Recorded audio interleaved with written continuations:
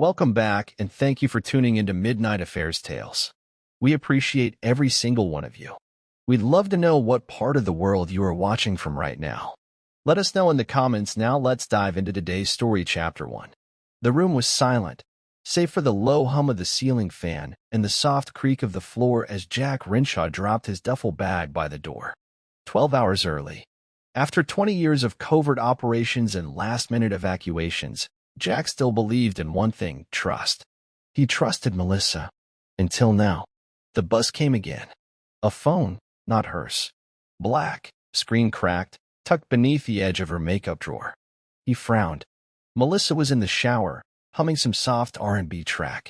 Steam curled from under the bathroom door. He picked up the phone. "Can't wait to taste you again, baby. Last night was crazy." Another buzz. A photo.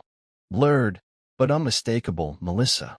Wearing nothing but Jack's army t-shirt. But she wasn't alone. Jack's throat closed. He didn't feel rage. Not yet. His training kicked in. Breathe. Control. Observe first, react later.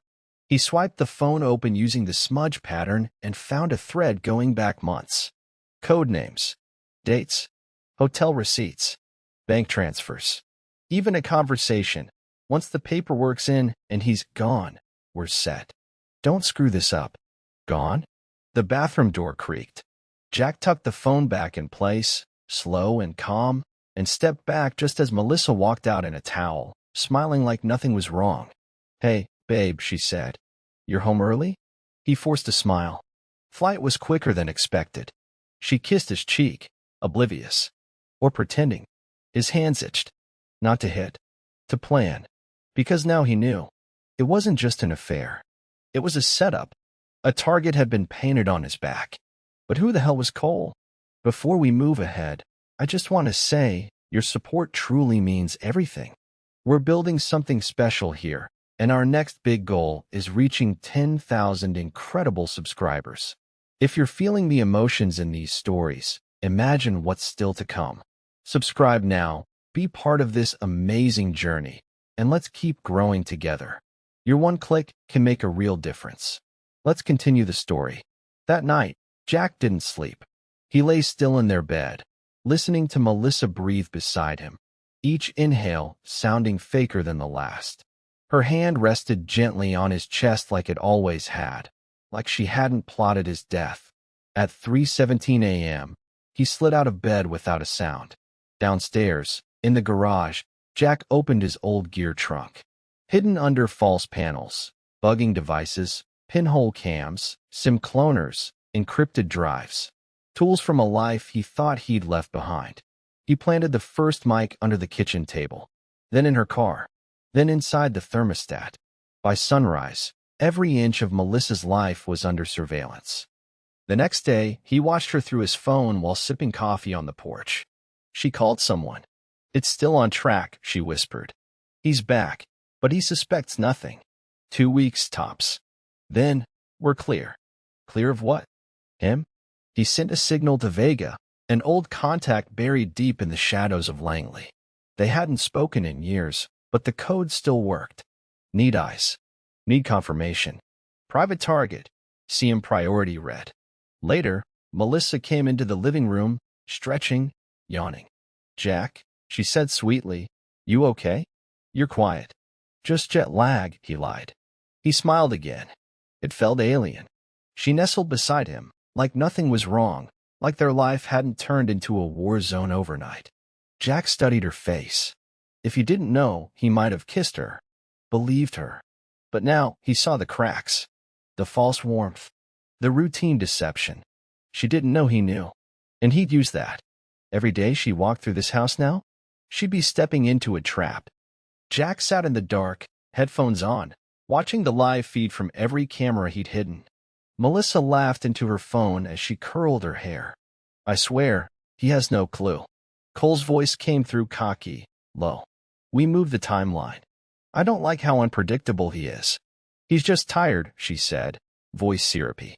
"Wants peace." He's soft now. Jack's jaw tightened. Soft? He clicked over to the GPS tracker he'd planted in her car. Last night, She'd been 3 blocks from the Flamingo Hotel, cheap, cash only, the kind of place that didn't ask questions. He remembered the place from a mission years ago.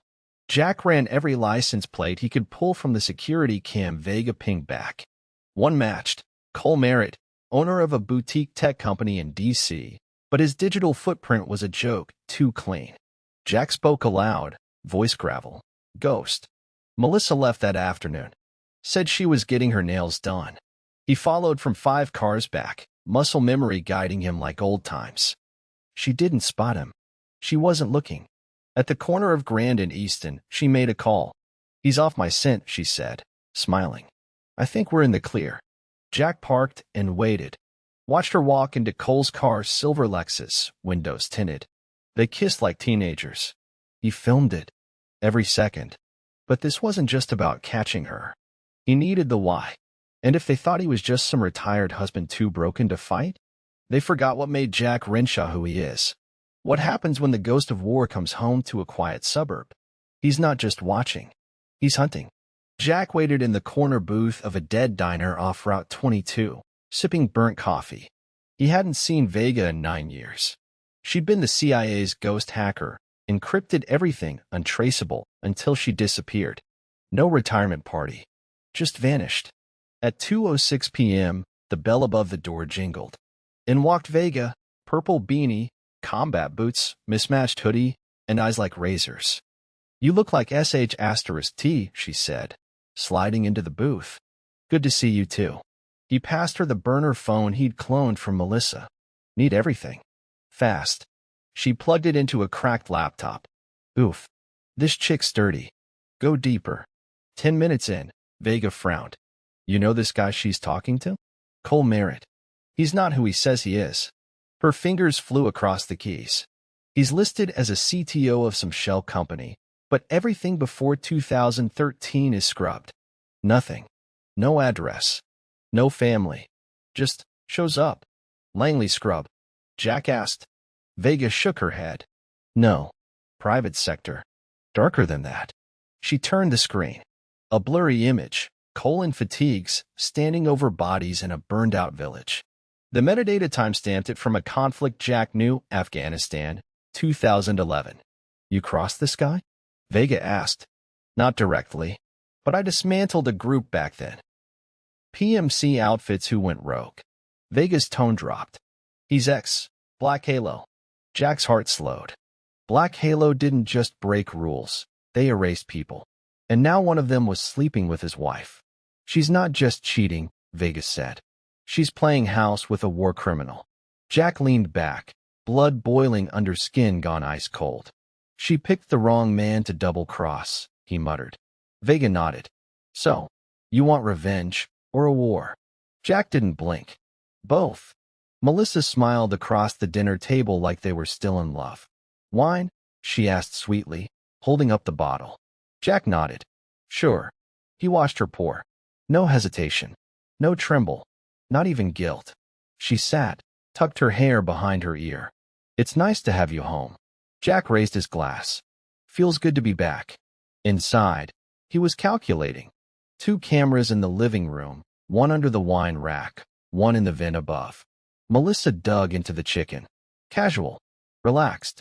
So how's retirement treating you? She asked. Strange, Jack replied. Too quiet. She laughed. That's because you haven't let yourself enjoy it yet. I'm trying. You'll get there. Jack studied her as she chewed. Her wedding ring glinted under the lights, the same ring she wore the night they said forever. He cleared his throat. Saw something strange today. Your car was at Grand and Easton. Thought you said you had a spa appointment. Melissa froze, just for a second. Then smiled. Dieter. Nail place was full. You know how traffic is. Jack sipped his wine. Melissa leaned forward, voice softer. Jack, are we okay? He paused, looked her dead in the eyes. You tell me. A flicker in her gaze. She reached out, touched his hand. Of course we are. Jack stood, walked around the table, kissed her on the head, then whispered, I'd die for you, you know. She smiled again, but her hand trembled as she picked up her glass. Later that night, Jack downloaded audio from the dinner. He looped her heartbeat, the jump after his line, the fear. He smirked. She knows. Or she suspects. But she's not sure. That was his edge. And now it was time to take the next step. Vega's call came at 3:41 a.m. Wake up. We've got a problem. Jack grabbed the burner and answered. Go. I traced one of Cole's crypto wallets to a dark market contract exchange. The file was encrypted. Took me 3 hours. What did it say? She hesitated. Your name. Date of death listed next week. Jack sat up. They hired someone? Not someone, she said. Nico the cleaner. Jack stood, heart thudding. He's real. Vega's voice sharpened. Yeah. And expensive. Which means they're serious. Jack stared out the window. Melissa's car was still in the driveway. She was asleep upstairs, or pretending. Vegas sent the document. Jack opened it. Subject. Jack Renshaw payment. 5 BTC received. Execution method. Drugging plus staged overdose. His hands tightened into fists. He thought the betrayal had limits. He was wrong. Melissa wasn't just leaving him. She was erasing him. By morning, he was back in control. He called Vega. I need surveillance on Nico. I'll handle Melissa. You gonna kill her? No, Jack said coldly. I want her to feel it. Every second. That day, he picked up flowers. Came home smiling.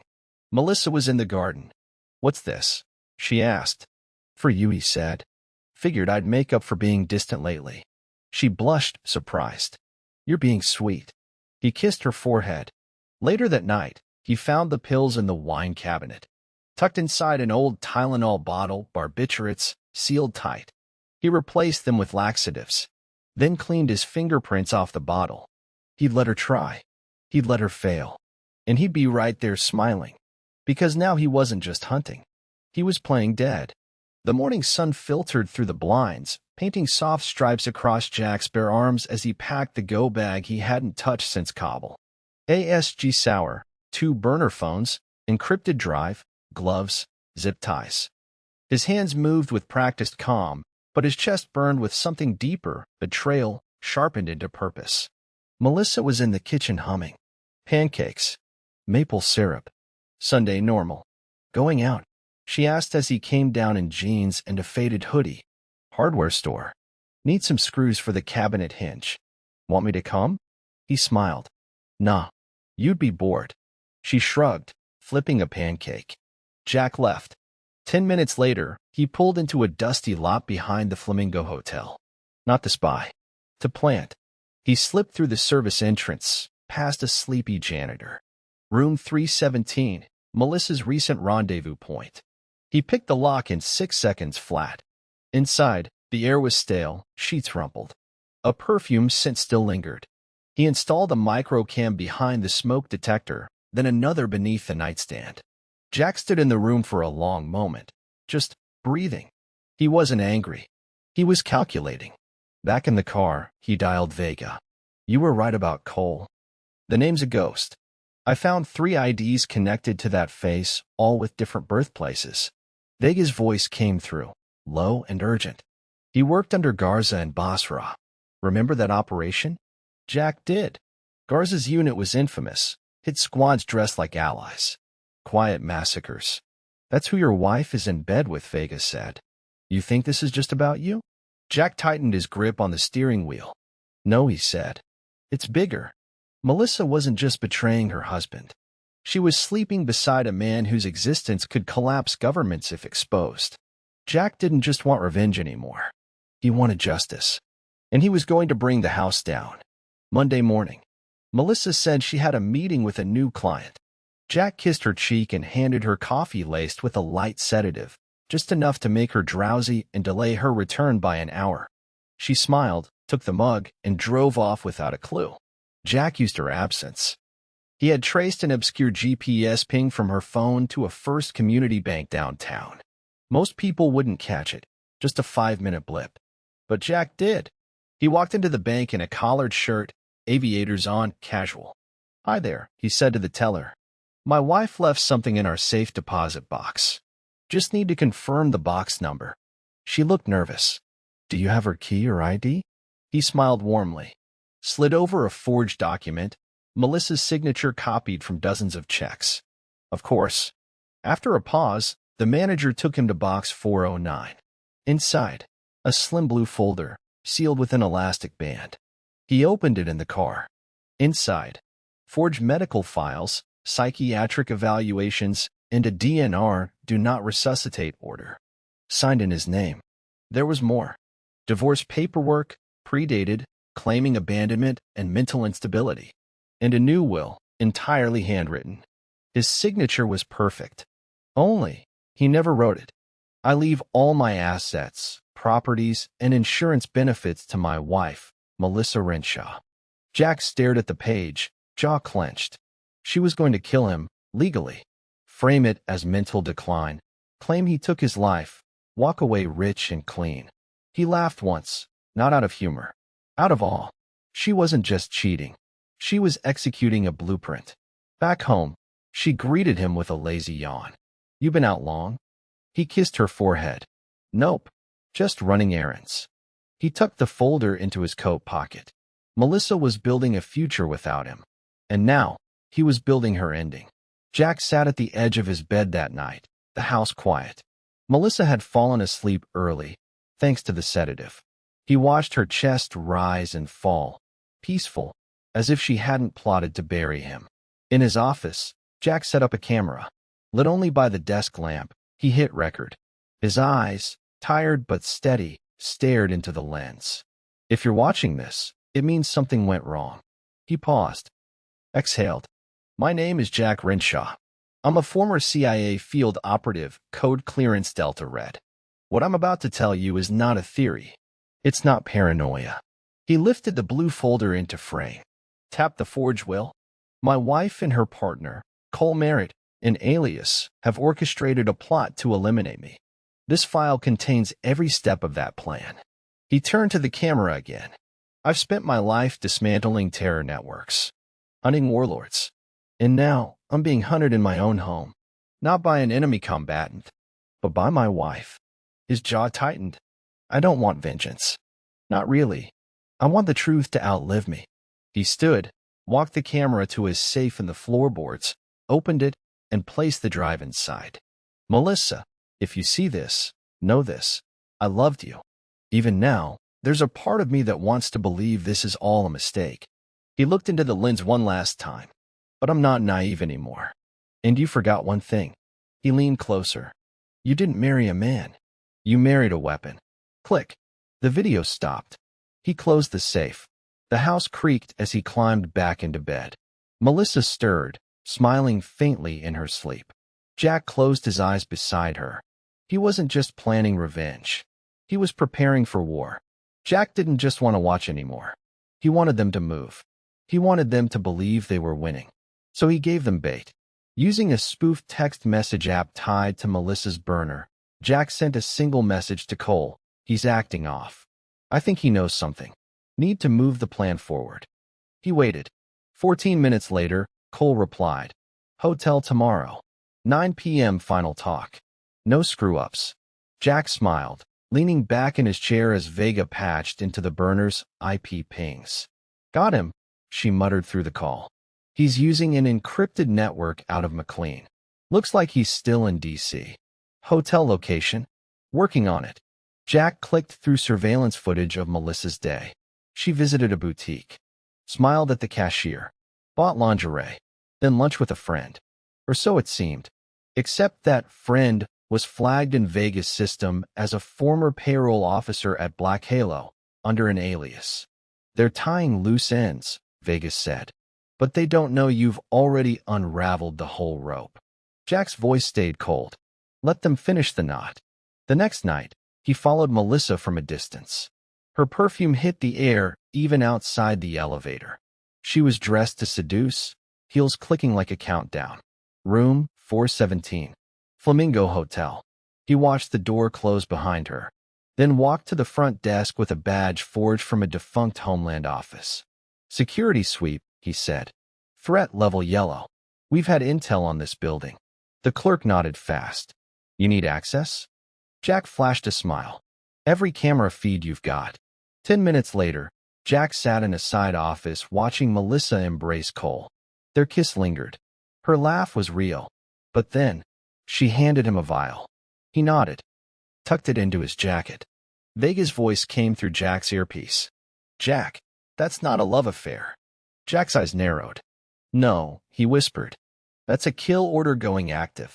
The next morning, Jack was already halfway up the Potomac by the time the sun broke through the mist. He met Vega in a warehouse used once for CIA asset drops.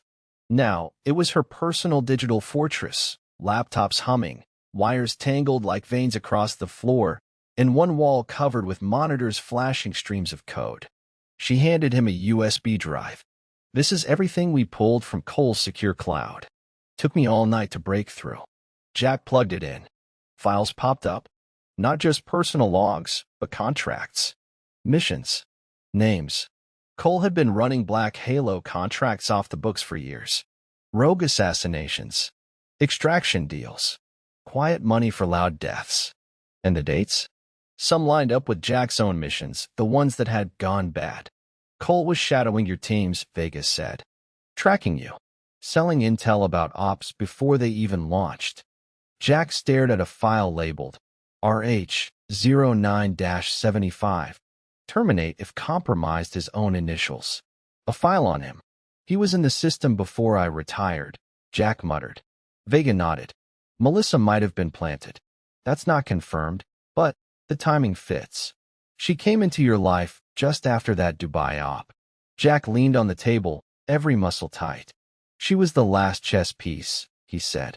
They used my own wife to break me from the inside. He looked up at the screen again. One file showed Cole's upcoming plans, new aliases, escape routes, and coded payment orders. Jack copied it all. I'm going to make sure every client of his knows he's compromised, he said. They'll burn him from both ends. Vega smiled grimly. Poetic justice. A traitor hunted by the very people he served. Jack pocketed the drive. Now he didn't just have proof. He had leverage.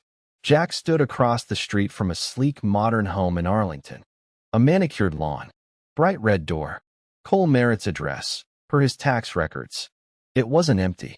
Inside, a woman made breakfast. Early 30s. Blonde. Thin. A little boy, maybe 5, sat on a booster seat, kicking his feet against the cabinet. Cole wasn't just some mercenary hiding in shadows. He had a family. Jack took a photo. Then another, the boy's face framed in the window. He sent the images to Vega. Seconds later, she replied, confirmed. Wife, Grace Merritt. Married 6 years. No record of Melissa in his life. Jack exhaled through his nose. So Cole had secrets, too. And Jack knew how to use them. 2 hours later, he was in a coffee shop downtown. Disposable phone in hand. Dialed the number registered under G. Merritt. Hello, a woman answered. Grace, Jack said calmly. My name is Jack Renshaw. You don't know me, but I know your husband. And I think you deserve the truth. A pause. Who is this? He's been sleeping with my wife. Plotting to kill me. And using your name to cover his money trails. Silence. Then, I'm calling the police. You should. And the FBI. I'll send you files. He texted her the photos, the hotel footage, the encrypted logs. 5 minutes later, his phone rang again. I need to know my son is safe, she said, voice breaking. He is, Jack said. For now. But Cole? He's about to learn what it's like to lose everything. She didn't reply. She didn't have to. He hung up, stepped into the sunlight. Melissa had fallen for a man with another family. Cole had betrayed both sides. Jack wasn't the only man with something to reclaim. Now he had allies. Melissa was glowing. Jack watched from the patio door as she set the dining table with folded napkins and vintage plates they hadn't used in 5 years. A bottle of aged Merlot sat breathing by the centerpiece. She lit candles like it was a celebration, not a cover. He played along. Expecting company, he asked casually, slipping on a smile. Just a couple from my firm, she said sweetly. Cole and I, she paused. Cole and they might have a new investment opportunity for us. Jack raised an eyebrow. Us? That's sudden. Melissa leaned in, kissed his cheek. Trust me. You'll like them. He forced a chuckle. I bet I will. What she didn't know was that Jack had already sent out his own invitations. At 7 p.m. sharp, the guests arrived. Melissa opened the door with her perfect hostess smile, expecting a pair of bland corporate suits. Instead, she found herself face to face with two former field agents from Jack's days in South Asia, both now high-profile defense contractors. Ex-military. Sharp eyes. Jack clapped a hand on Cole's back as he entered. Cole Merritt, right? Thought I'd bring in some old friends from my time overseas. You're in tech? Yeah. Cole stiffened. That's right. Cybersecurity. Funny, Jack said with a smirk. So were they. In fact, I think you all might have crossed paths before. Melissa's face froze. Her eyes darted between them. Realizing the room wasn't what she expected, Jack poured wine for everyone. To old colleagues and new conversations. Dinner unfolded like a chess game. The agents, now fully briefed by Jack, asked innocent-sounding questions laced with bait. So, Cole, what unit were you in again? Where'd you do your training? Langley? Fort Meade. Cole answered vaguely, sweat beading under his collar. Melissa's hands trembled slightly as she cut her steak. Jack watched them both unravel. The moment was perfect, just enough pressure to raise suspicion without snapping the trap. By dessert, Melissa's smile was glass. Cole looked ready to bolt. Jack raised his glass. To clarity, he said coldly. And in his head, he counted down the moves left until checkmate. The silence in the house that night was different.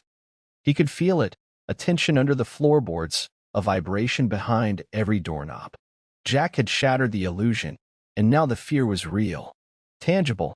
Melissa sat curled on the couch, wine glass shaking slightly in her hand. Why would you invite those people? She asked, barely holding the tone steady. Jack shrugged from the hallway, pretending to text. Thought you wanted investors. They're not investors, Jack. They're intelligence. Oh? And how would you know that? She opened her mouth, paused, caught in her own logic. He walked to the fridge, pulled out a beer. You're acting like you've got something to hide.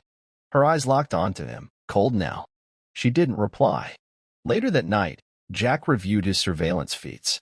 Melissa's phone call to Cole came at 2:14 a.m. They know something. We have to accelerate. Cole, did you give them anything? Anything concrete? No. But Jack's onto us. He's playing dumb. But that dinner, that was a warning. Jack played the recording back twice. That was all he needed. But the next morning brought an unexpected blow. Melissa's sister, Caroline, had been staying in a nearby city. Jack received an alert from a traffic cam Vega was monitoring. Her car had been set on fire outside her apartment. Not Melissa's doing directly, but it was connected. It had Black Halo written all over it. He called Caroline. She was sobbing. I thought it was a random act. But a man came by last night. He asked about you. About Melissa. Then this. Jack's voice was steel. You need to get out. I'll send someone. He hung up and clenched his fists. They were moving now, too sloppy, too bold. Cole was no longer protecting Melissa. He was cleaning up behind her. And Jack realized the woman he once loved wasn't just a pawn anymore. She was willing to burn everyone just to survive. The next few days, Jack played a new role, the broken husband. He let his shoulders droop. Missed conversations. Sat in front of the TV blankly for hours. Occasionally, he muttered to himself. Melissa watched with subtle relief. She thought he was slipping. At breakfast, he stirred his coffee 3 times, stared at the spoon, then chuckled to himself. You okay? She asked, cautiously. Did you hear it? He whispered, eyes wide. Hear what? He leaned in, as if telling her a secret. The spoon was talking. She froze for half a second, then smiled nervously. Maybe you should rest today. I see them sometimes, he added. In the window. Melissa reached for her phone when she thought he wasn't looking. He saw the text. He's breaking. I think we move forward sooner. Jack slipped out the back door and walked into the garage. Inside his Jeep, he exhaled and dropped the act. Vega's voice crackled through the earpiece. She bought it. Good. You sure this is safe? If she thinks you're cracking, she'll rush, Jack said. She'll get sloppy. That's what I want. He walked back inside as Melissa finished texting. She smiled gently. You want to go for a walk later? Jack blinked like he didn't hear her. Yeah, sure.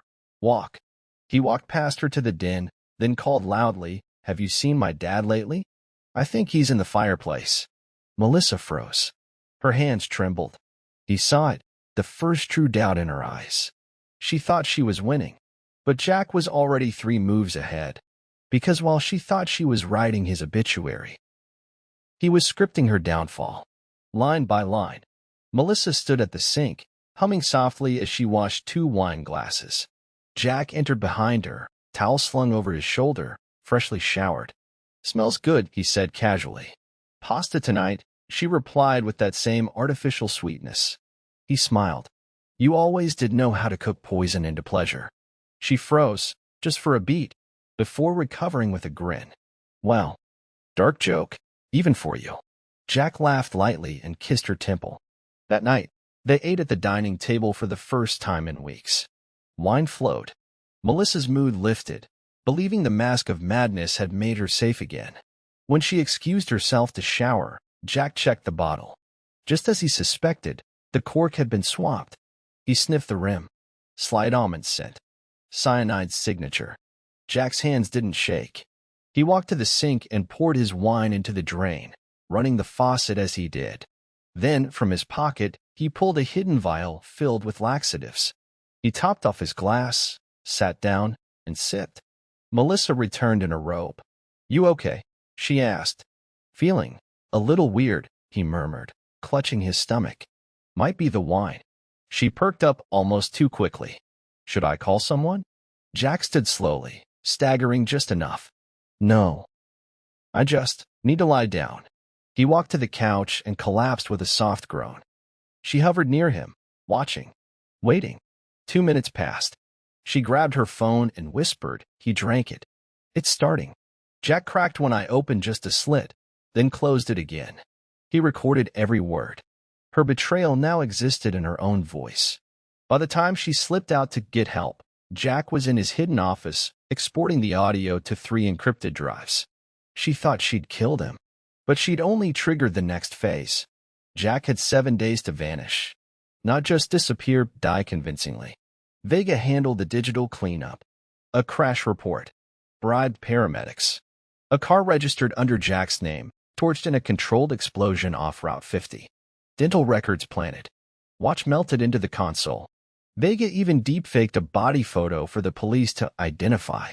Jack watched his own death scroll across the TV screen in a hotel room an hour out of town. Decorated CIA veteran dies in tragic accident. No foul play suspected.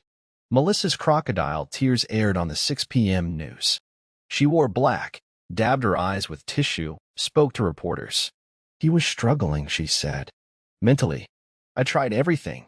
Jack watched in silence, sipping lukewarm coffee. She's selling it, Vega said, arms crossed as she leaned against the dresser. Oscar-worthy. She always was a performer. And Cole.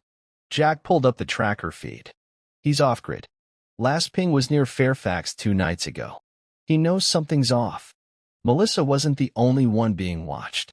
That night, Jack sent a package to Grace Merritt, Cole's wife, containing every file Vega had decrypted. Affairs, kill orders, financial theft. All of it. No note. Just 1 line scribbled across the first page. He buried others before you. Don't let him bury you too. The next morning, Jack hacked into Melissa's laptop remotely using a cloned access point Vega planted months ago. Her inbox was flooded with realtors, lawyers, investment firms. She'd already filed a widow's claim, life insurance, property transfer. She was moving fast because she believed the game was over. But Jack was alive and watching. The widow wasn't going to inherit anything. She was about to drown in everything she stole. Melissa drove to her lawyer's office in Georgetown at 10 a.m. sharp, dressed like a grieving spouse. Behind her, 2 cars back, Jack watched from the passenger seat of Vega's matte black van. She's early, Vega said, chewing on a protein bar. Cocky. No. She's scared. That's why she's rushing the paperwork. Jack had looped into her attorney's calendar with a backdoor Vega built into the cloud suite. He knew her meeting slot to the second. Inside, Melissa handed over the forged will. She smiled, cried a little. I just want to close this chapter. But her voice trembled slightly when she said, close. Jack turned to Vega. Push it now. She hit enter on her laptop. At that moment, Melissa's bank app froze. The lawyer looked confused. Ms. Renshaw, the transfer's been flagged. It says there's an audit in progress. An audit? Of what? I'm not sure. Jack whispered into his mic, which Vega patched into the building's phone line. A second later, Melissa's phone rang. Unknown number. She answered. This is the insurance fraud division, Jack said in a disguised voice. We've detected irregular activity in your policy claim. You'll need to report to our regional office within 48 hours. Melissa's heart rate spiked. She hung up, confused, and turned pale. The trap had been sprung. Jack watched her stand up, stammering to her lawyer. I'll call you. I need to make some calls. Outside, Vega grinned. She's off balance. She's unraveling. As Melissa rushed back to her car, Jack ducked into the alley. He didn't want to be seen. Not yet. But he whispered something under his breath as her tires screeched away. Breathe, Melissa. This is just the beginning. Because now, Jack Renshaw wasn't just haunting her memories. He was haunting her life.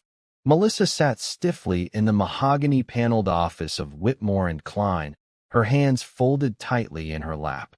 Her black dress clung like armor, pearls at her neck reflecting the soft light. Jack's will, the forged version she had submitted, was set to be read today in front of a witness from the insurance firm. Her act was rehearsed. Soft tears, controlled grief, legal closure. Mr. Klein adjusted his glasses and opened the folder. There's been an unexpected development, he said slowly. Melissa's brow lifted. What do you mean? The lawyer cleared his throat. This morning, a new version of the will was submitted by a third party and authenticated by our digital signature analysis system. Melissa froze. I don't understand. This version revokes the prior documents you provided. That's impossible. He signed it. Klein turned the page.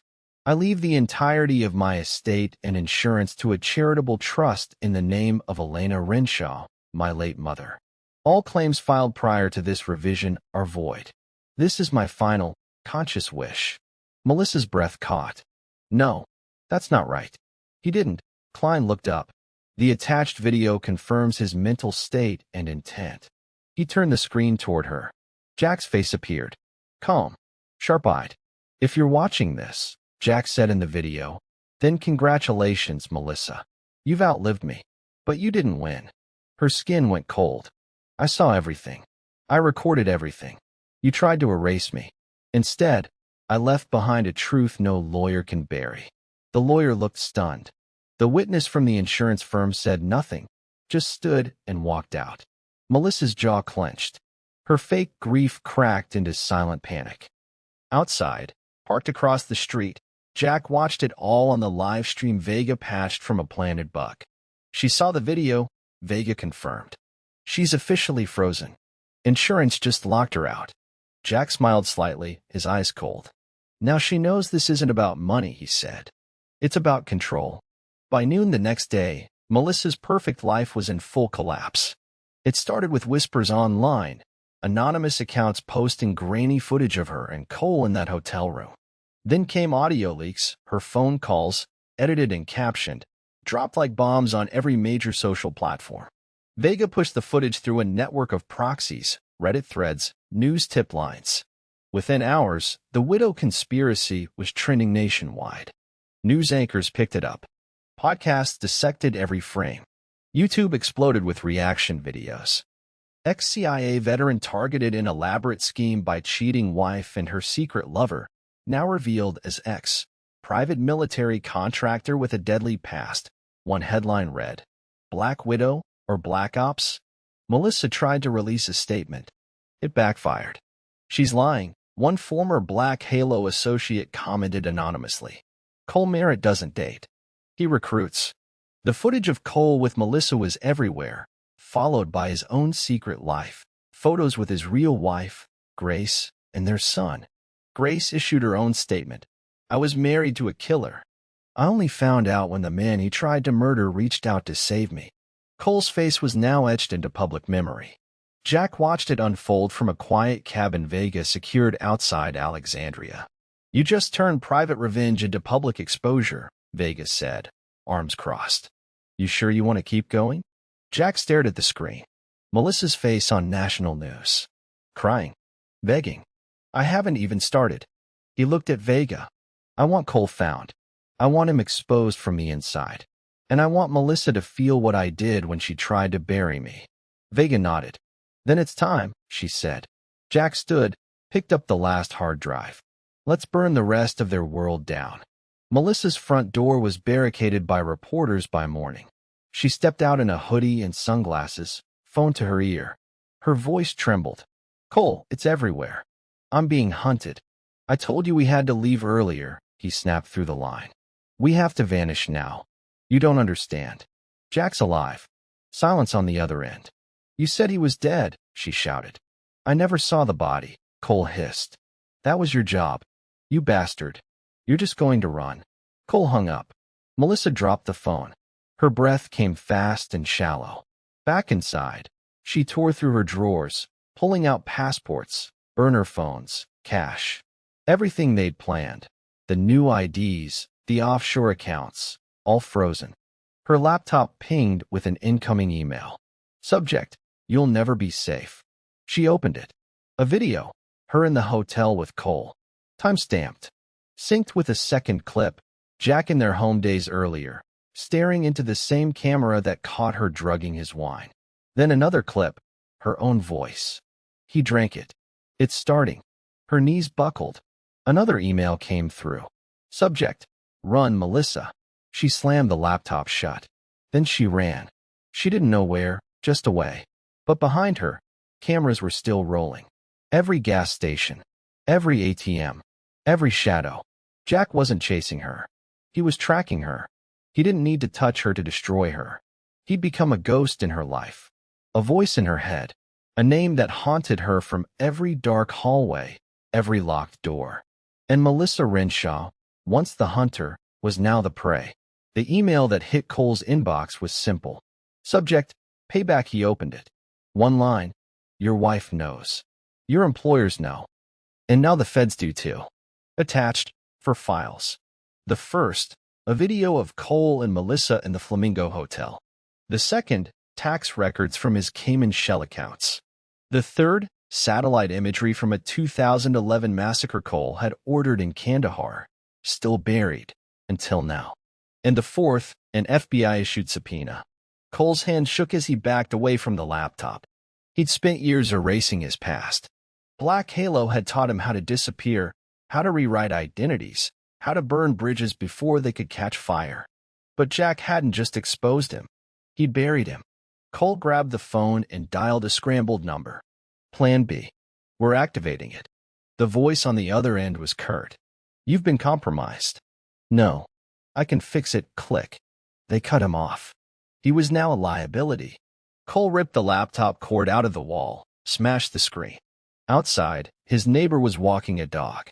Normal. Calm. But inside Cole's head, everything was spinning. He threw cash into a bag, grabbed a weapon from the drawer. The GPS tracker in his car was disabled within seconds, but Jack had already accounted for that. Cole didn't know the watch on his wrist, gifted by Melissa weeks ago, had a chip sewn under the leather band. Jack was watching him move through the city like a glowing red blip. Vega's voice crackled through his earpiece. He's trying to run. Jack stared at the screen. Good. Let him. He leaned forward, eyes locked. It's time he met the consequences face to face. Melissa's burner buzzed on the motel nightstand. She'd been up for hours, hiding in a $40 a night dive off Highway 7. Her mascara was smudged. Her hoodie damp from sweat and rain. She grabbed the phone without checking the number. Cole? But it wasn't his voice. It was Jack's. Wrong number, Melissa. Silence. She sat up. What do you want? I'm just checking in. Making sure your motel doesn't have bedbugs. She scanned the room, heart pounding. Where are you? I'm closer than you think. She stood and yanked the curtain open, just shadows outside. You were going to kill me, Melissa. Slowly. Painfully. I thought I deserved it. I actually started to believe I was the broken one. She swallowed, unable to answer. But now I see. I was your mirror. The one thing you couldn't fake your way past. Her voice cracked. Why didn't you just disappear? I did. You just weren't paying attention. Jack, please. You didn't want to get caught. He paused. Cole's next. I hope you warned him. You don't understand, she whispered. They'll kill both of us. They won't let this go public. It already is, Jack said flatly. The line went dead. Melissa stood in the middle of the room, shaking, staring at the phone like it had just spoken her future. Jack stepped away from the payphone outside 2 blocks down. Vega's voice came in again. He just changed cars, trying to swap IDs. Jack nodded. Let him dance. This thing's becoming a wildfire. Jack walked back to his van, then let it burn. Because this wasn't about hiding anymore. This was about finishing what they started. Cole's new identity didn't last 36 hours. He checked into a private rental outside Baltimore under the name Gavin Blake. By the time he ordered food and showered, the front door exploded inward. Federal agents stormed in, vests, rifles, commands shouted. Hands up. On the ground. Cole didn't resist. He was face down within seconds, cuffed, dragged through the broken door as neighbors stared from behind blinds. Inside the van, an agent slapped a thick folder against the seat next to him. Your fake company laundered money through 3 defense contracts. But that's not what we're here for. Cole kept his mouth shut. The agent leaned in. We have footage. Audio. Names. You're looking at conspiracy to commit murder, financial fraud, and several violations of federal espionage law. Still silent. You think you're protected? Your former friends have already disavowed you. Your girlfriend sold you out. That got his attention. The agent tossed a phone onto his lap. Screen lit up. Melissa. Crying. Talking. Confessing. This was all his plan, she said in the video. I just wanted out. Cole stared at the screen. She flipped. He laughed. A bitter, humorless sound. She's good at that, he muttered. The agent leaned back. You've got one shot. You give us names. Contracts. Everything. Cole didn't blink. I'll give you Jack Renshaw. He's not under investigation. He should be, Cole said, smirking. Because this wasn't revenge. It was a Black Ops takedown. The agent hesitated. Cole saw it. Put me in front of a judge, I'll talk. But I'm not walking in without protection. Jack watched it all from the feed Vega hacked through the FBI's satellite uplink. He sipped his drink slowly. Let him talk, he said. Why? Vega asked. He'll twist it all. Jack's eyes narrowed. Because I want to know who else was pulling the strings. Jack checked into room 829 of the Monroe Grand under the alias David Kane. The room was bare. Neutral tones. Business class amenities. Forgettable. Exactly what he needed. He was meeting an FBI contact, someone from his past. Someone who promised answers about how Cole stayed protected for so long. Vega had set it up. This guy's clean, she'd said. Worked with you in Cairo. He owes you one. At 9:15 p.m., there was a knock. Jack opened the door, cautious but confident. The man at the threshold wasn't who he expected. It was Melissa. Wig. Glasses. Gun in hand. Step back. Jack didn't flinch. You're getting sloppy. She entered like she still owned the room. Door locked behind her. He didn't move. She kept the gun trained on him. You think this is over? She hissed. You ruined me, Jack. No. You ruined yourself. I loved you. You plotted my murder. Melissa's hands shook now, but the barrel didn't lower. Cole's gone. They cut him off. You think that clears you? You think this was ever just about him? She reached into her coat with her free hand and tossed a file onto the table. Photos. Names. Emails. You weren't the target, Jack. You were the leverage. Jack narrowed his eyes. Melissa's breathing hitched. They needed you discredited. Destroyed. Because you were too close to something. He stepped toward her. She didn't shoot. Who are they? She didn't answer. But her eyes, they said it all. This wasn't a love affair gone wrong. This was an operation. And Melissa? She was never just his wife. She was the last domino in a shadow game Jack didn't even know he was still playing. Melissa sat on the bed now, the gun placed on the nightstand between them. Jack hadn't picked it up. He didn't need to. I met Cole 2 years before I met you, she said quietly. He wasn't Cole then. He was just another man I was told to shadow. He gave me files. Names. You were always in them. You're saying our marriage was a mission? Not at first. But yes. Jack stared at her. I fell in love with you. That wasn't fake. He scoffed. Then you plotted my death. Just a rough patch, huh? She looked away. When Black Halo went dark, Cole went rogue. He stopped taking orders. I tried to disappear, but I was still being watched. And me? They wanted you neutralized. Your intel. Your operations. All of it. You were too close to uncovering the offshore network tied to defense black budgets. Jack stood jaw tight. So the woman I trusted most was sent to dismantle me. No, she said, rising. I was sent to seduce you. But I stayed because I loved you. That's not love, Jack said coldly. That's a cage dressed as a promise. He picked up the file she'd brought. Names. Wire transfers. 2 senators. A former NATO commander. You're just handing this over? I'm already dead, she whispered. They'll never stop hunting me. But if you survive, maybe one of us can end it. He looked at her one last time. He didn't see a wife anymore. He saw a weapon, dulled and discarded, but still dangerous. Leave the city, he said. Disappear. If I see you again, I finish it. She nodded. Jack left her there, alone, in the room where truth finally detonated. Jack drove through the rain, windshield wipers struggling to keep up with the storm hammering DC. Melissa's revelations were spinning in his head. Every mission, every dead contact, every betrayal. They weren't random. They were orchestrated. By who? The next morning, Vega called. We have a problem, she said. Another one? I traced the subpoena that landed Cole in custody. It didn't come from the Bureau. What? It was spoofed. Fabricated. Someone used it to flush him out. Someone who knew he'd flip on me. Jack realized. Exactly. And now Cole's gone. Jack's chest tightened. Gone how? He escaped during transfer. 2 agents dead. Jack slammed the brakes.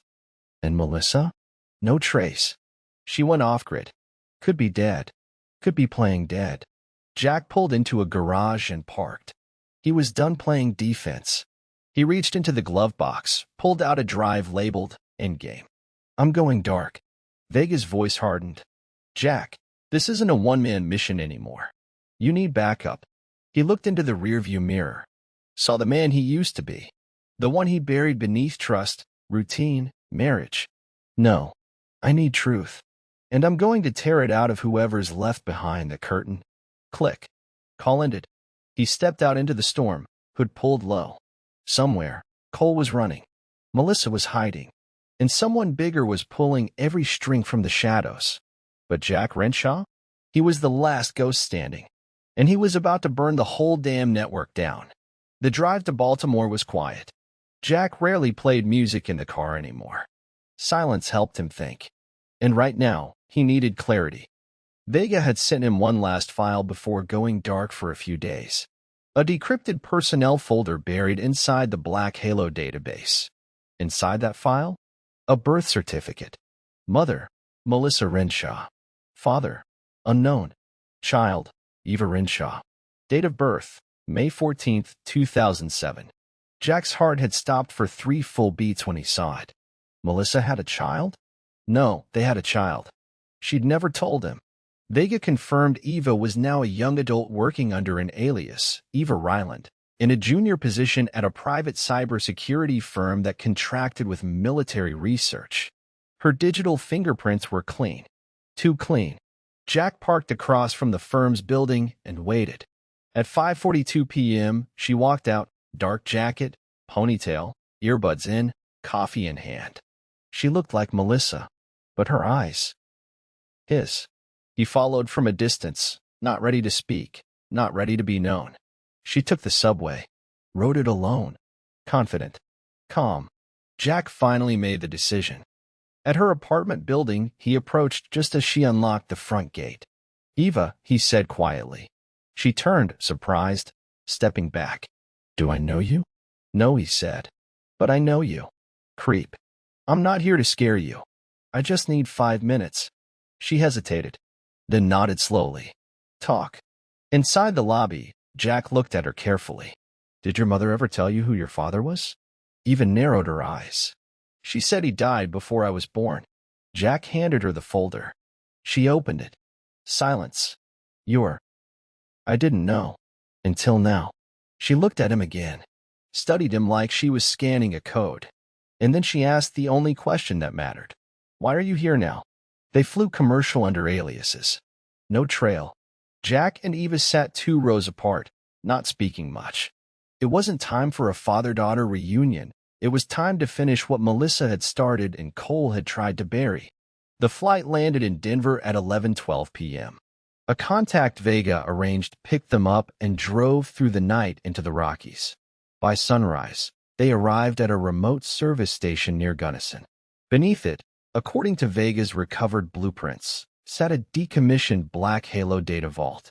Off-grid, untouched, it held the master files, not just on Jack, but on every operation, every asset, every bribe and contract tied to the rogue intelligence network that had spent years hunting him. Eva helped bypass the gate's legacy security using her own equipment. "I thought you worked entry-level IT?" Jack asked. She smirked. "I lied." Jack raised an eyebrow. "You are your mother's daughter."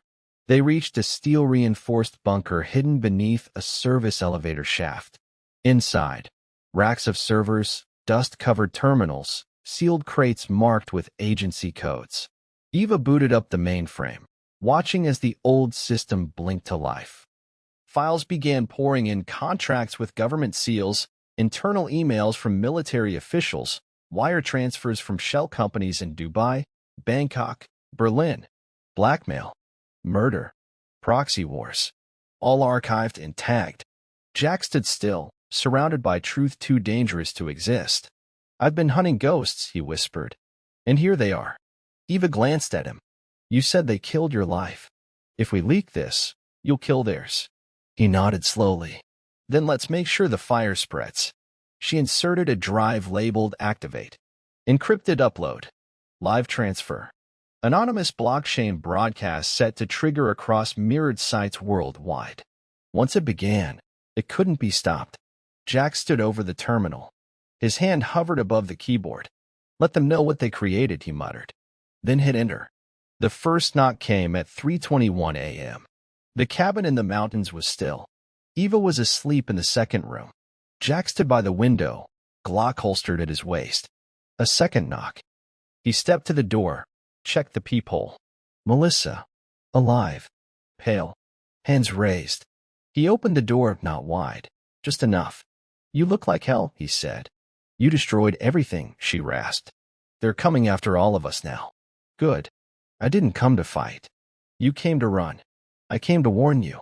She handed him a small flash drive. "They're going to erase Denver next. The whole site. Full fire protocol. You've got maybe 6 hours." Jack took it, checked the encryption. Clean. Eva stepped out from the hallway. Melissa froze. Her eyes watered. "Eva." Eva stood still. "So it's true." Jack looked between them, emotion buried beneath control. "I had a right to know," Eva said. Melissa stepped forward, voice trembling. "I wanted to protect you. You wanted to control the lie. Cole manipulated me. You let him." Melissa's shoulders dropped. For once, she looked defeated. Jack finally spoke. "The upload's live. This drive helps seal it." "I won't stop you," Melissa said. "I just want her to be safe." Jack stared at her. "You don't get to ask for that anymore." Then he turned to Eva. "You ready to finish this?" Eva nodded. Melissa stepped back, tears welling. "I'm sorry." But no one answered. Because sorry doesn't rebuild a life. It just echoes in the ruins. The old church stood broken on the edge of the valley, nothing but a skeleton of stone, ash, and wind.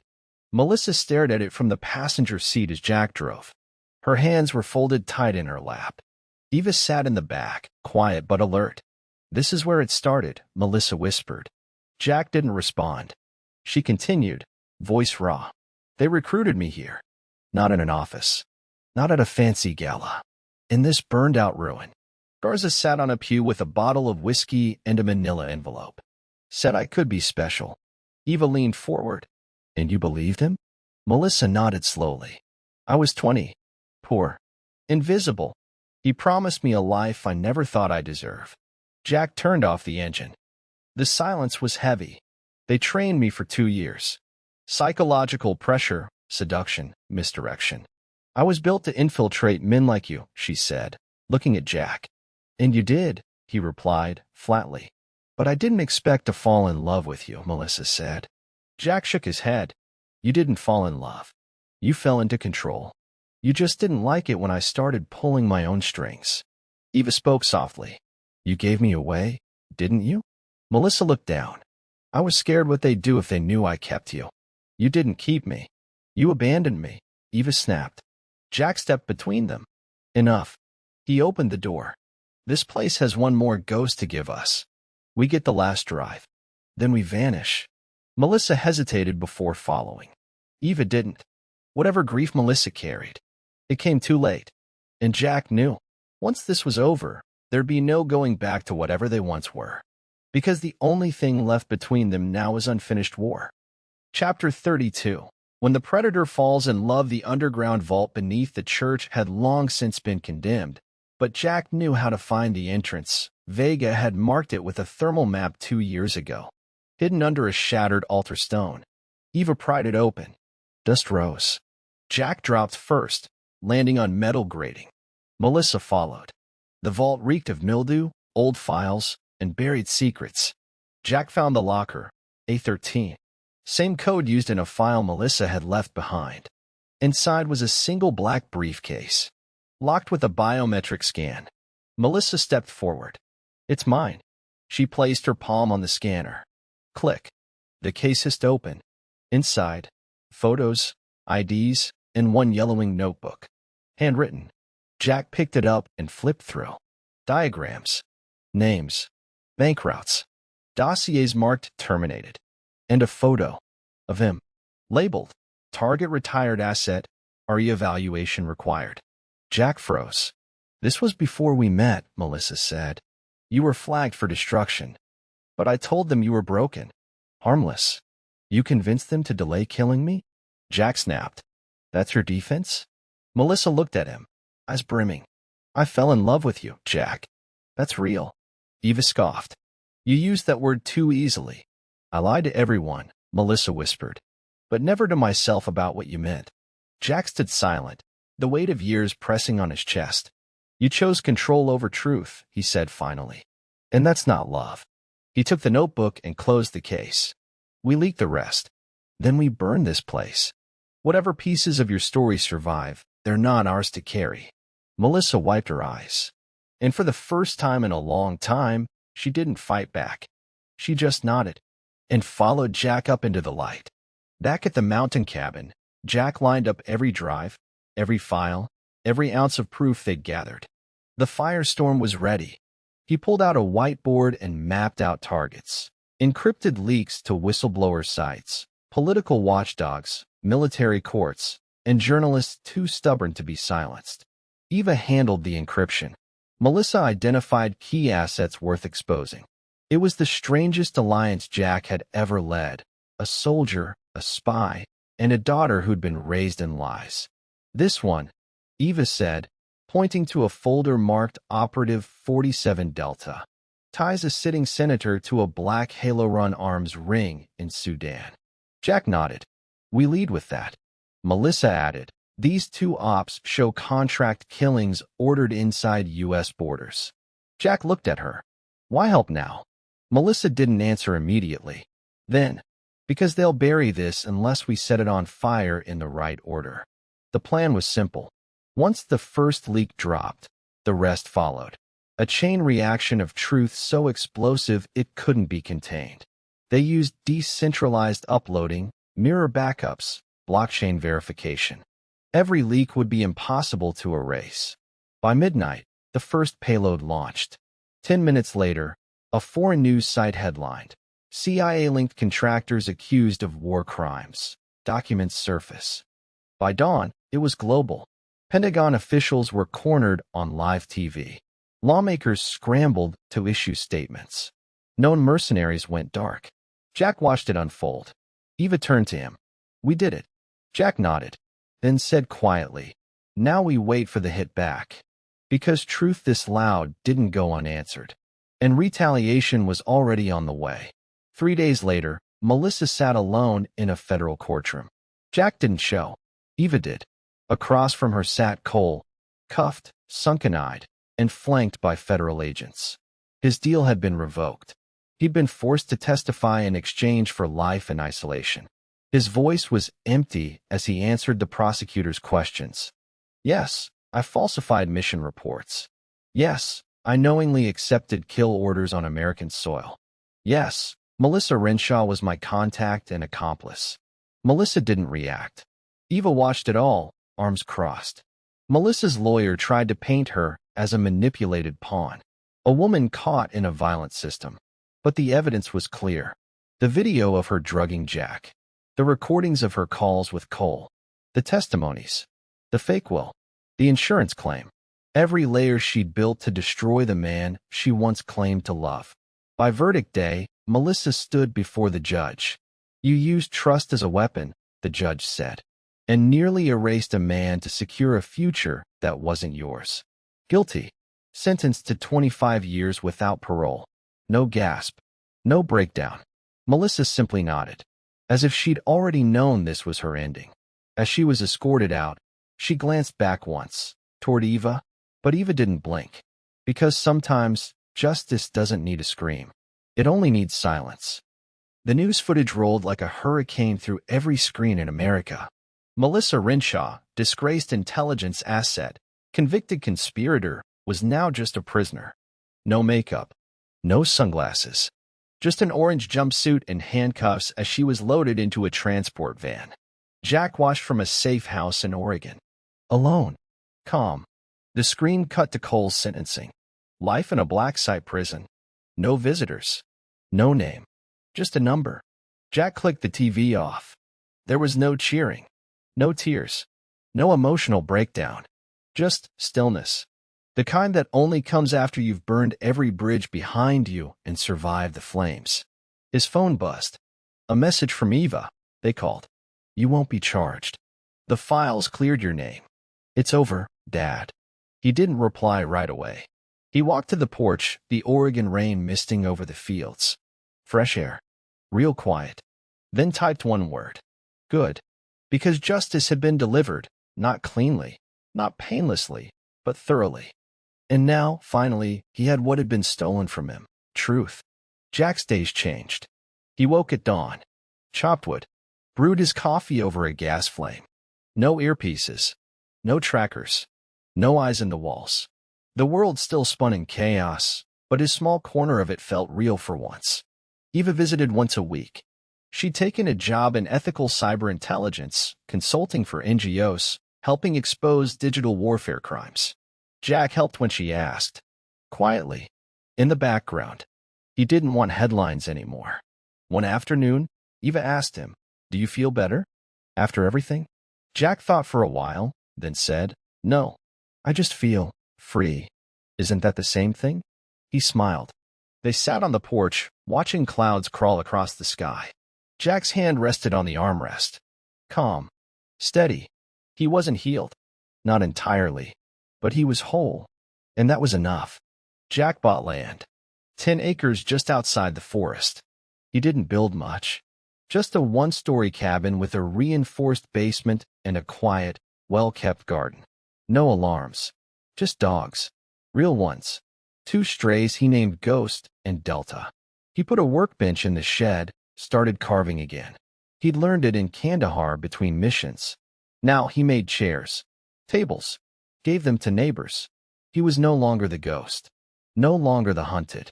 Just Jack Renshaw, the quiet man at the edge of town who kept to himself but nodded politely at the grocery store. He didn't disappear. He redefined himself.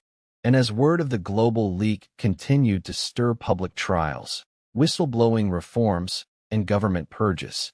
Jack stayed in his woods, watching, listening, and carving something real. It arrived in spring. Unmarked envelope. No return address. Jack opened it slowly. Inside, a handwritten note. You survived what no one else could. You exposed what they buried. You never stopped being the mission.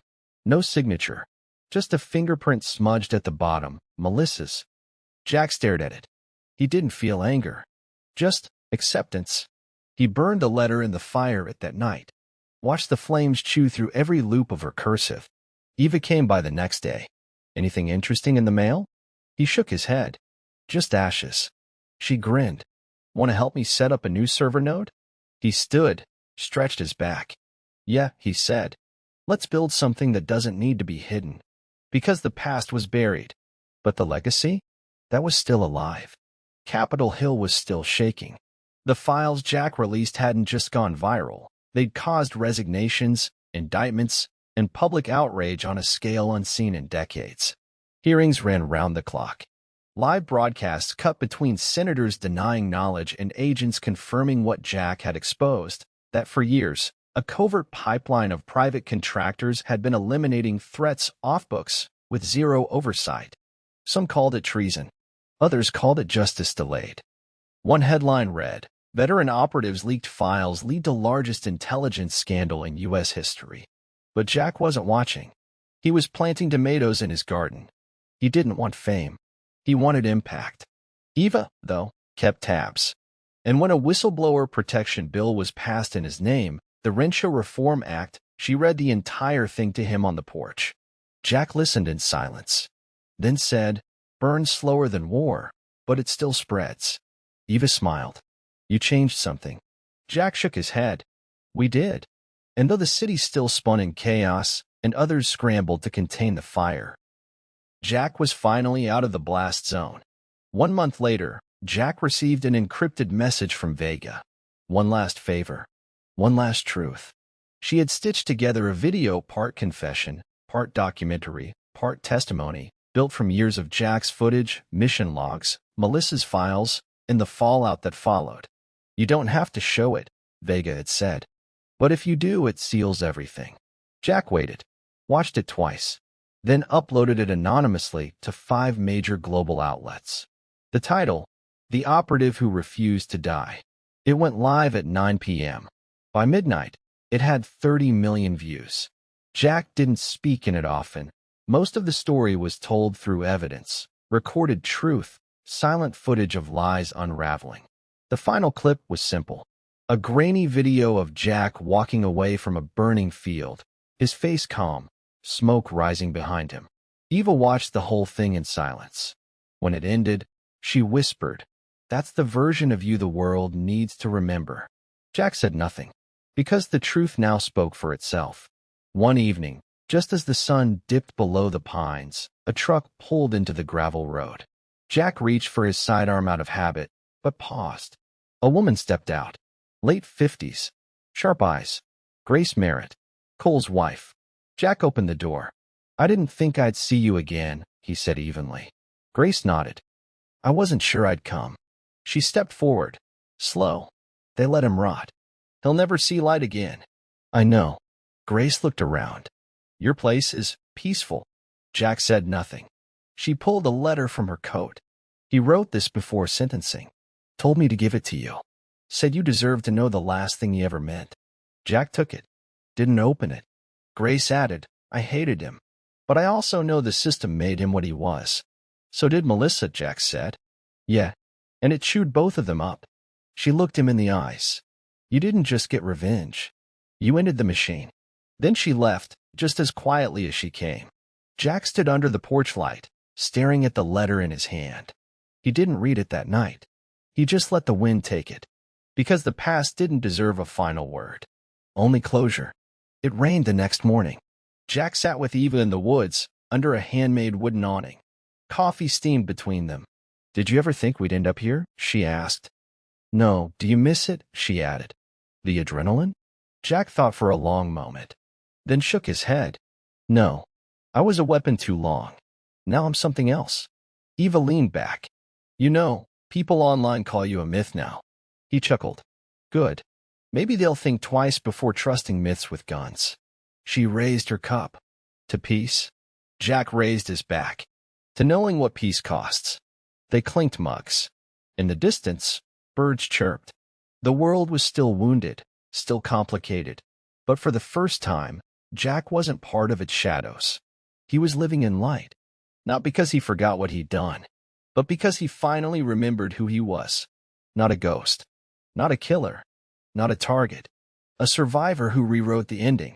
2 months passed before Jack stepped into a public place again. It wasn't a courtroom. It wasn't a war zone. It was a classroom. Eva had invited him quietly, no names, no press, no special treatment. Just a guest speaker for a group of cybersecurity students at a state college in Portland. Jack stood in front of 20 curious faces. Young, eager, all of them raised in a digital world where truth was either weaponized or buried. He introduced himself as John.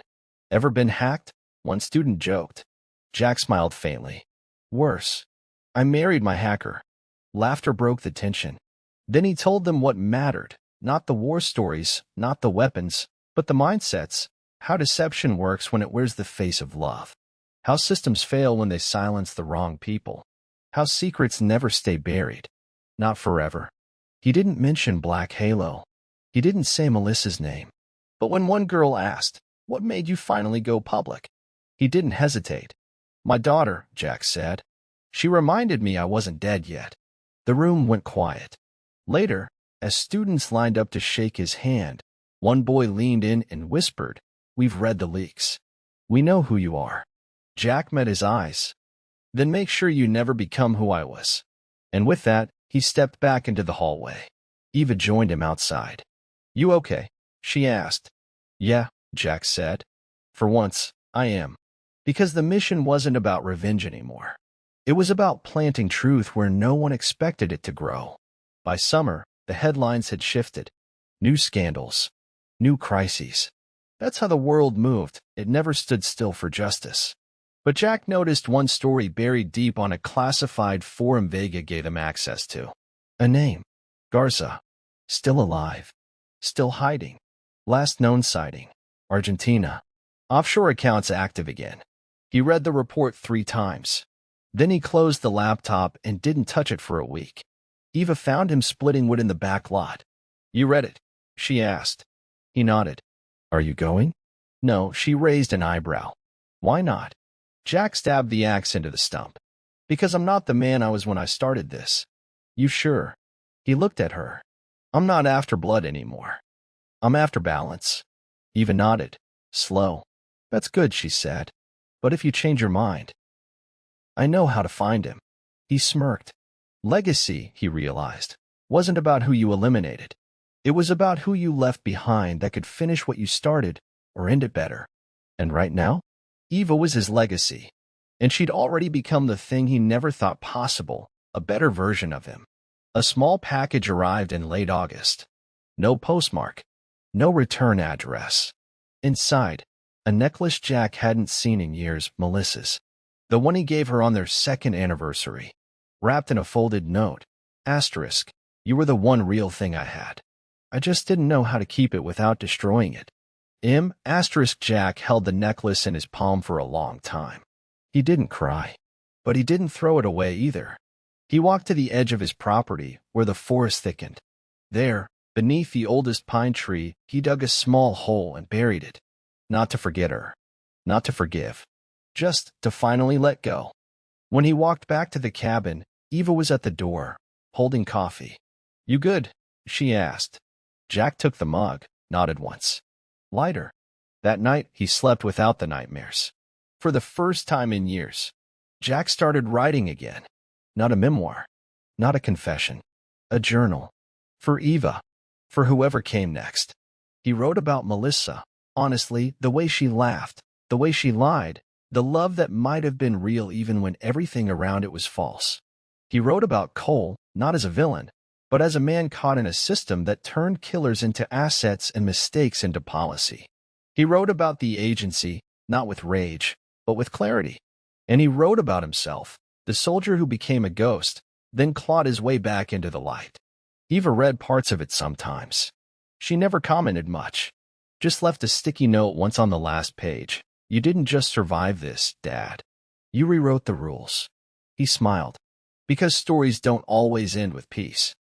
Sometimes, they just end with clarity. And for Jack Renshaw, that was enough. The thunder rolled in low and steady as Jack sat at his kitchen table, the power flickering from the storm building outside. Rain tapped the windows like a slow metronome. Eva had left 2 days earlier, a field assignment with a watchdog agency she'd co-founded. She had real staff now. International reach. What started as vengeance had become purpose. Jack was proud. He wasn't restless. But he wasn't at peace either. The burner phone rang once. Then again. A number he hadn't seen in years. He let it ring twice more before answering. The voice on the other end was distorted, familiar, but filtered. You did damage, Renshaw. But the structure still stands. Jack didn't flinch. Then maybe I didn't hit hard enough. A pause. Then, Garza's not dead. He never was. I figured. He's setting up shop again. South Pacific. Something deeper than Black Halo. Untouchable. Jack's jaw tightened. And you're telling me this why? Because he's scared of what you started. And because I owe you. Jack stood, lightning flashing through the window. You're asking me to come back in? No. I'm telling you that your legacy's not finished. Not yet. Click. The line went dead.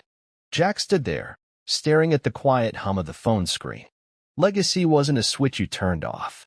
It was a fuse. Slow burning. And somewhere in the dark, the last fire was still waiting. He looked down at his journal, open on the table. Then at the travel bag he hadn't touched in almost a year. Outside, thunder cracked like a warning. Inside, the mission reignited. At sunrise, Jack walked deep into the trees.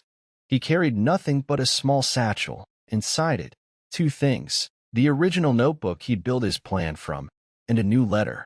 This time, it was written for Eva. He stopped by the creek that marked the edge of his land. Kneeling down, he opened the notebook one last time. Pages worn. Edges frayed. Name scratched out.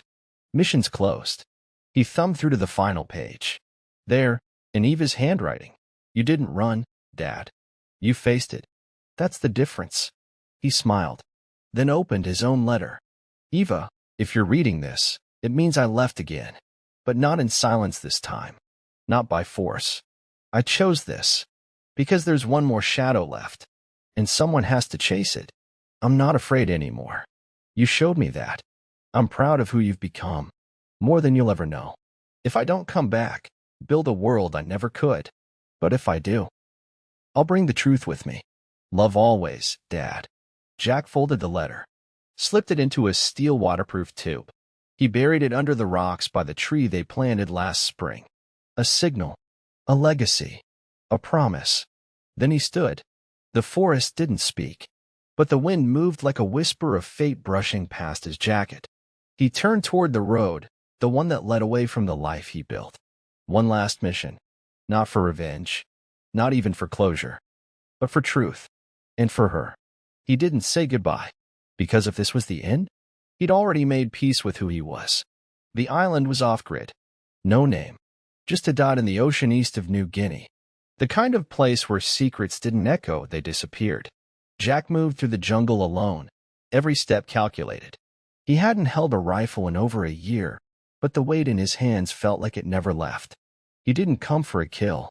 He came for the final link, Garza, the man who built the system, who designed the betrayals, who trained men like Cole and deployed women like Melissa. Garza didn't hide in bunkers. He held court in glass villas. And when Jack breached the outer perimeter, slicing through infrared and motion sensors, he didn't rush. He walked. Because this wasn't war. This was judgment. Inside the villa, Garza stood alone. Older. Thinner. But eyes sharp. You really came, he said, almost smiling. Like a ghost with a grudge. Jack raised his weapon but didn't fire. Why? Garza asked. You know why. Garza nodded. Because you were the only one I never broke. Jack stared him down. You built this like it was eternal, Jack said. But all I see is rot held up by shadows. You'll never kill the system. I already did, Jack replied. I just came to look the architect in the eye.